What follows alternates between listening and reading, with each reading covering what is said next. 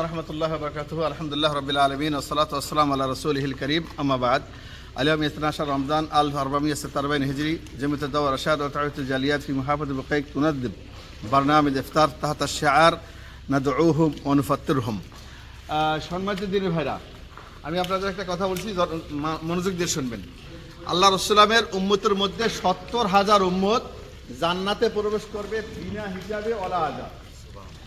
ইয়াদখুলুনাল জান্নাতা ৭০,০০০ রাসূল বলেছেন ৭০,০০০ মিন উম্মতি ইয়াদখুলুনাল জান্নাতা বিলা হিসাবিন ওয়ালা আযাব। রাসূলের উম্মতের মধ্যে ৭০,০০০ জান্নাতে প্রবেশ করবে, আযাব হবে না, হিসাবও হবে না। কয় হাজার? ৭০,০০০। তবে সেপত আছে, আর বা সেফা, ৪টা সেপত আছে। কি বলছেন?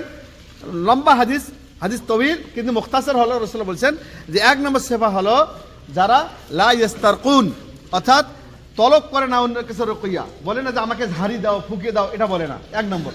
২ নম্বর ওয়ালা ইয়াতাতায়্যারুন, তারা কি করে না ভাই? ভাগ্য পরীক্ষা করে না। কি পরীক্ষা করে না? আমাদের দেশে ভাগ্য পরীক্ষা করে, এরকম আছে না? না, ভাগ্য পরীক্ষা করা যাবে না। হাত দেখে, পাখি দেখে ভাগ্য পরীক্ষা করা যাবে না।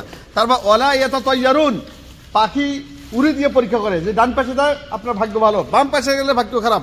তারপর বললেন ওয়া আলা রাব্বিহিম ইয়াতাওয়াক্কালুন, যে তারা ৭০,০০০ তারাই জান্নাতে যাবে বিনা হিসাবে, বিনা যাবে, যারা কি করে না, আল্লাহর ভাগ্য পরীক্ষা করে না।